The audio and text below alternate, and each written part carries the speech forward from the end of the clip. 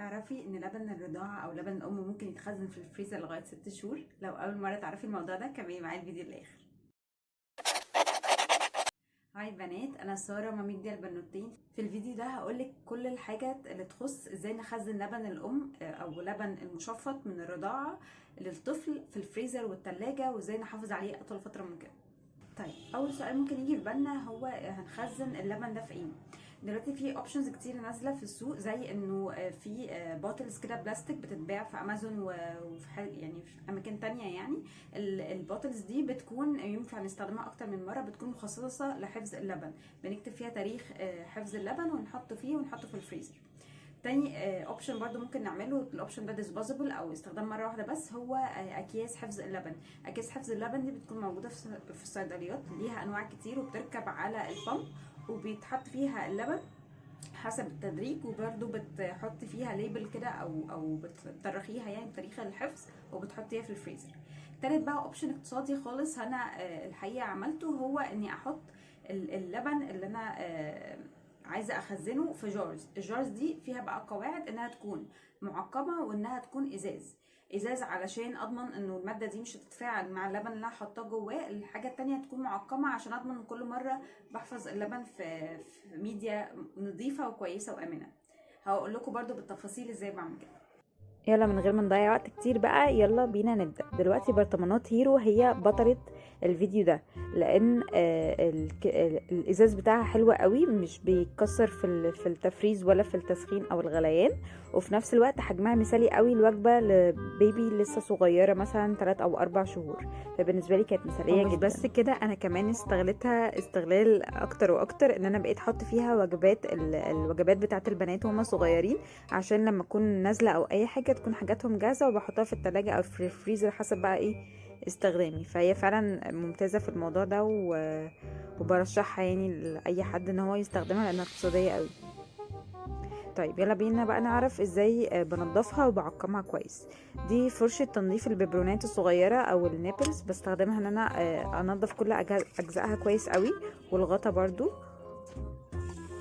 من كل الاتجاهات، وبكون حريصة انه المية تكون كتيرة عشان اتأكد انه كل الصابون او كل السائل ده يكون نزل كله.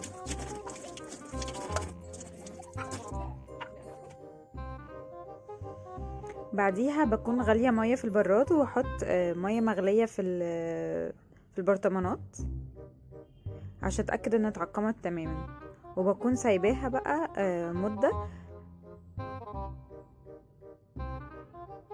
على جنب لغاية ما تتعقم كويس قوي. بديها حوالي 10 دقايق كده، احط فيها المية المغلية لغاية ما المية تبرد. بعد كده بقى بكب المية دي واسيبها تنشف على الفوطة دي لغاية ما تنشف خالص مع نفسها في الهواء.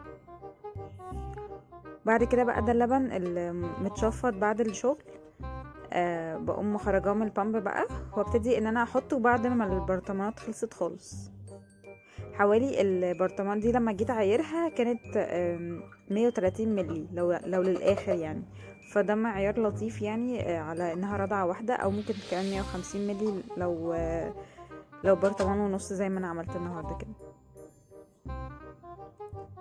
بعد كده بستخدم بقى اللي هو البلاستر الطبي ده، حاجة مشهورة قوي في المستشفيات لأي حد بيشتغل فيها، انه بيكتب عليها تاريخ الحاجة. يعني مثلا انا اليوم اللي شفطت فيه اللبن، واقوم مقطعاها ولازقاها على البرطمان بحيث تسجل عندي انه يعني ما تطولش في استخدامها عن وقت معين. انا عارفة الليميت بتاعي حسب قواعد تخزين اللبن يعني، فبحطها على البرطمان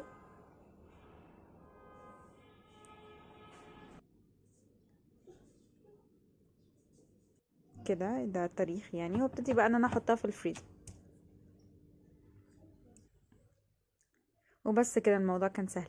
ودي بقى البرطمانات اللي كنت عاملاها قبل كده، نفس الفكرة يعني. انا خزنتها قبل كده وخزنت منها كميات على اساس لو انا بره البيت او لو انا هطول يعني ومحتاجة انه يكون البنت اللبن بتاعها.